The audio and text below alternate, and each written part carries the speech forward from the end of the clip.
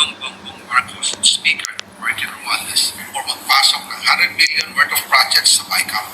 Sana po ay hindi nila ako mapatay bago ko mailabas ang lahat. Ginawa ko lang ang utos sa akin, pero ngayon, handa na akong harapin ang lahat. Nagamit ng administrasyon ang buong resources ng bansa para tumahimik ako. That he will shoot me if I will talk. Gagamitin ako bilang panakibutas sa kanilang kampanya laban sa korupsyon. Kung mananahimik, ilalabas ko ang lahat ng katotohanan. May resibo, may ebidensya, at may pangalan. Para sa bawat Pilipino. Alam ko na buo ang galit ninyo sa akin ngayon. Nauunawaan ko rin bakit. Lalo na at malaki ang halagang nakataya. Pero bago kayo humusga, hayaan ninyong ipaliwanag ko ang buong katotohanan. Matagal akong hindi nagsalita dahil may direktang utos sa akin. Huwag nang bumalik ng Pilipinas at manahimik lamang. Umalis ako noong July 19, 2025 para sa aking medical check-up. Nakaplanong bumalik katapos ng SONA Pangulo. Pero habang papauwi na ako, tinawagan ako ni dating Speaker Martin Romualdez at sinabihan, "Stay out of the country. You will be well taken care of as instructed by the President." Noon naniniwala pa ako sa kanila, kaya't hindi ako bumalik. Tumikom ang aking bibig, sumunod ako, pero ang hindi ko alam, ang ibig pala nilang sabihin sa aalagaan ka namin ay gagamitin ako bilang panakibutas sa kanilang kampanya laban sa korupsyon. Ginawa nila akong poster boy ng kanilang sariling kasinungalingan. Ngayon, hindi na ako mananahimik. Ilalabas ko ang lahat ng katotohanan. May resibo, may ebidensya, at may pangalan. Nagsimula ito nung tumawag si Secmina, pangandaman sa akin, nung nag-umpisa ang BICAM process last year, 2024. Ang sabi niya, katatapos lang ng meeting nila ni Pangulo at may instructions na mag-insert o magpasok ng 100 billion worth of projects sa BICAM. At sinabi pa ni Secmina, you can confirm with Yusek Adrian Bersamin dahil magkasama sila sa meeting ni Pangulong BBM noong araw na yon. Tinawagan ko po agad si Yusek Adrian Bersamin at tinanong ko kung may instruction na ba ang Pangulo na magpasok ng 100 billion during their meeting. Ang sabi niya ay totoo nga po. Right after our conversation, tinawagan ko po si dating Speaker Martin Romualdez at nireport ko ang instructions ng Presidente to insert the 100 billion projects. At sinabi niya sa akin, what the President wants, he gets. After ng ilang araw, nag-set po ng meeting si Secmina Pangandaman at Yusek Adrian Bersamin sa amin ni dating Speaker Martin Romualdez sa Guado Building in front of Gate 4 ng Malacanang at nandun din po si Yusek Jojo Cadiz. During the meeting, binigay po ni Yusek Adrian Bersamin ang listahan na worth 100 billion. Tinanong ko po si Yusek Adrian kung saan galing ang listahan. Ang sagot niya, galing kay BBM mismo at binigay niya ito mula sa brown leather bag.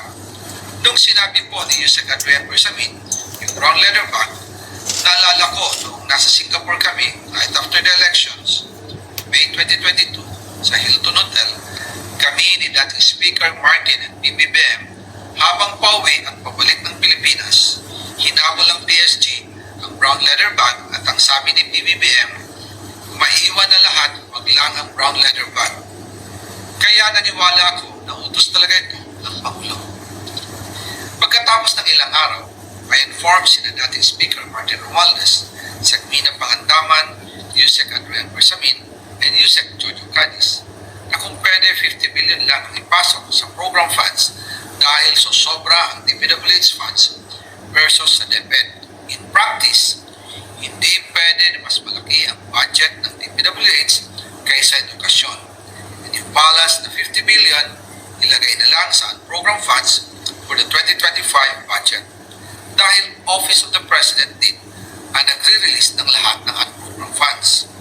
Pagkatapos ng isang araw, tinawagan ako si Secmina at sinabi niya ang mensahe ng Pangulo. ipasok ninyo yan dahil pinangako na sa akin ni Speaker Martin yan.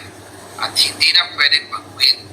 Kumbaga, ang utos ng hari hindi pwedeng mabali.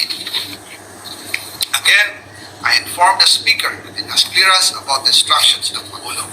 At ang sabi niya, wala tayong magagawa.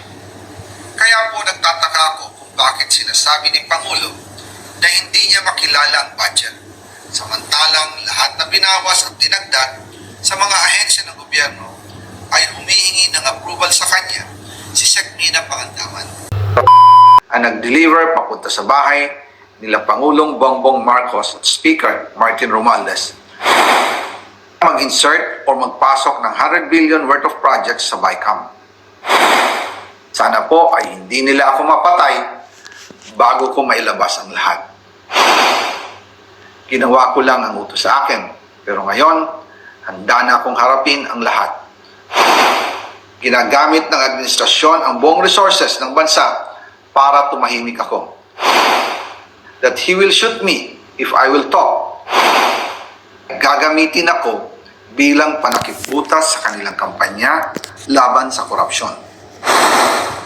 Hindi na ako mananahimik, ilalabas ko ang lahat ng katotohanan.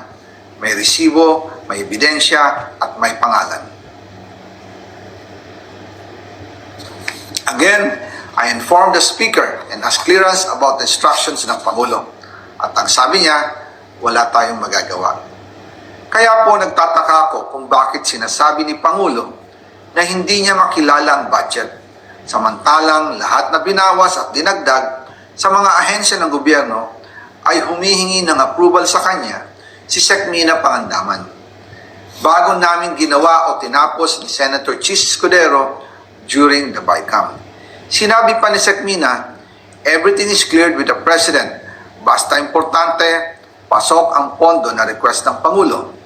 The following day, sinabi ni Secmina, approve na si Presidente BBM sa lahat na binawasan na ahensya. Masaya na ang Pangulo dahil naipasok ang gusto niyang 100 billion insertion.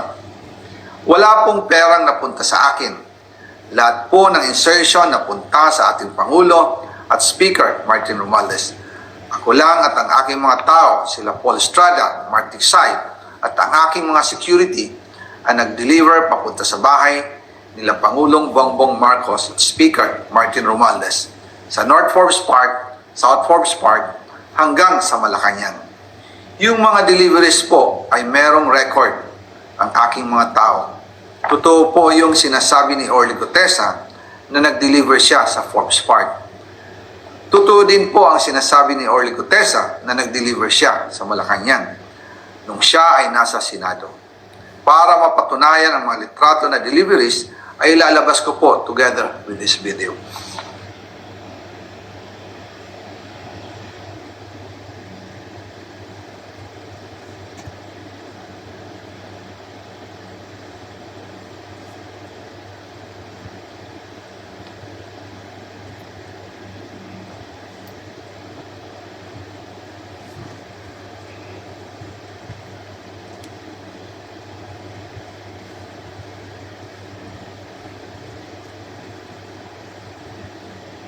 After po ng approval ng budget sa General Appropriations Act of 2025, nagtanong po ako sa DPWH kung magkano ang kailangan na ibigay sa Office of the President o ang SOP na bigayan. Ang sinagot sa akin ay 25%. Ang ibig sabihin nito, 25% ng 100 billion ang SOP na kailangan ibigay kay BBM mismo. In total, 25 billion ang napunta kay Pangulong Bongbong Marcos. Kaya ngayon ay hinahamon ko si Ombudsman Remulla kung seryoso talaga siya sa mga sinasabi niya sa kanyang press release na idadamay niya pati si Martin Romualdez kung magbibigay ako ng ebidensya. Patunayan niya ngayon ang pronouncement niya. Imbestigahan niya ang fraternity Brad at ang kanyang kaibigan na si Speaker Martin Romualdez kung talagang tutupad siya sa tungkulin niya. Imbestigahan din niya si President Bongbong Marcos. Sabi nga ni BBM nung SONA, let's do it right at mahiya naman kayo, hindi po ba? Nananawagan din po ako sa Senado na imbestigahan ang 100 billion insertion ni Presidente. Alam ko po na hindi gagawin ni Ombudsman Remulla ang hamon ko. Pero magaling ang Senado sa investigasyon at ako ay naniniwala na dahil sa kanila, lalabas ang katotohanan. Kung pigilan sa mga insertions ko, huwag ka nang makialam sa budget.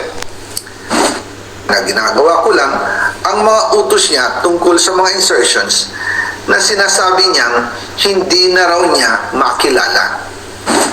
Nagsabi na ipinapa-insert ng mga projects ang Pangulo na worth 50 billion pesos. Naging malinaw sa akin na siya mismo ang nag-utos kila Secretary Mina Pangandaman at Yusek Adrian Bersamin ang gusto niya ng 50 billion pesos na insertion. Ngunit ang sagot ng Pangulo, humingi ka ng bago or dagdag na insertions. Bakit hindi niya agad tinanggal noon pa? Kasi mismo siya ang nagbibigay ng utos. Ako mismo ang nakasaksi at nakausap ng mga taong direktang sangkot. Hindi lang po ang Pangulo ang may insertion sa budget.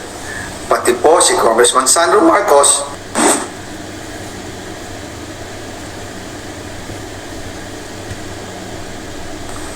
pero kahit na na-deliver na ang 1 billion pesos para kay Pangulong Marcos at kahit na naisama na rin sa 2025 budget ang 100 billion pesos insertion sa pamamagitan ng BICAM Committee, ayon mismo sa utos ng Pangulo, nagagalit pa rin daw si BBM. Kaya noong February 2025, sumulat po ako ng isang confidential letter kay Pangulong Marcos. Doon ko ipinaliwanag na ginagawa ko lang ang mga utos niya tungkol sa mga insertions na sinasabi niyang hindi na raw niya makilala. Ilalabas ko po ang sulat ko sa Pangulo kasama ng bidyong ito. Si Yusek Jojo Cadiz ang nag-ayos ng aming meeting noong March 2025 sa 1201 Aguado Street, tapat ng Malacanang, Gate 4. Pero sa halip na kumalma ang Pangulo, lalos lang siyang nagalit. Sa halip na itanggi o linawin niya ang tungkol sa 100 billion insertion, pinagsabihan niya kami ni dating Speaker Romualdez at sa akin mismo, diretsahan niyang sinabi, "Huwag mo akong pigilan sa mga insertions ko. Huwag ka nang makialam sa budget." Dahil sa mga binitawang salita sa akin ni BBM, naging malinaw sa akin na siya mismo ang nag-utos kila Secretary Mina Pangandaman at Yusek Adrian Bersamin na ipasok ang 100 billion pesos worth of projects. Kaya kung hindi talaga totoo na galing sa Pangulo ang utos, bakit hindi niya agad tinanggal noon pa sina Secretary Mina Pangandaman at Undersecretary Adrian Bersamin nang pinaalam ko sa kanya ang 100 billion insertions sa pamamagitan ng sulat? Bakit ngayon lang nila pinag-resign kung kailan nalaman ng publiko ang tungkol dito? And also kinausap ako ni Yusek Jojo Cadiz at nagsabi na ipinapa-insert ng mga projects ang Pangulo na worth 50 billion pesos. And sinabi ko kay Yusek Jojo na meron ng instruction kay Secretary Mina Pangandaman at Yusek Adrian Bersamin about the 100 billion pesos insertion. And sabi niya, kakausapin niya ang Pangulo na kung pwede, doon na lang i-charge ang gusto niya ng 50 billion pesos na insertion. Ngunit ang sagot ng Pangulo, humingi ka ng bago or dagdag na insertions. Doon po nakita at naramdaman na hindi pwedeng sabihin ng Pangulo na wala siyang alam sa mga nangyayari. Kasi mismo siya ang nagbibigay ng utos. Ako mismo ang nakasaksi at nakausap ng mga taong direktang sangkot. Kaya hindi na pwedeng maghugas kamay at magturo na parang inosente. At kung titingnan ninyo ang 2026 budget, may panibago siyang 97 billion insertions. Pero ngayon, ipinasok na mismo sa President's Budget or NEP 2026. Yan po ang kinumpirma ni Secretary Manny Bonoan na may instructions ang Pangulo na magpasok ng 100 billion ulit sa President's budget, kaya wala na siyang pwedeng ipamigay. Ito ay nalaman ko noong May 2025 sa meeting namin kasama si dating Speaker Romualdez sa number 30 Tamarind Street, Forbes Park. Kaya nang nadiskubre ng House of Representatives ang insertion sa flood control sa 2026 budget, ibinilik namin ang DPWH NEP 2026 dahil mali na ito at panibagong flood control projects na naman. Hindi lang po ang Pangulo ang may insertion sa budget. Pati po si Congressman Sandro Marcos, meron din pong pinapasok taon-taon. Noong 2023, may 9.636 billion pesos. Noong 2024, 20.174 billion pesos. At nitong 2025, 21.127 billion pesos. Lahat-lahat, ang kabuuan ay 50.938 billion pesos.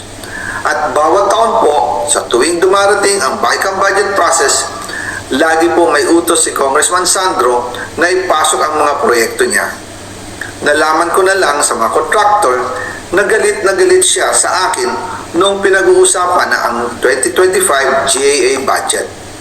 Ang sabi daw niya, ipatatagal ako at magpa-file ng maraming kaso laban sa akin. Kasi kulang ng 8 billion pesos yung insertion na gusto niyang ipasok. Ang dahilan daw, may mga contractor na nakapag-advance na sa kanya at dahil hindi na ipasok ang buong halaga, kailangan daw niyang magsauli sa mga yon. Para malinaw sa taong bayan, ilalabas ko po sa video na ito ang listahan ng mga proyekto na kasama sa mga insertions ni Congressman Sandro.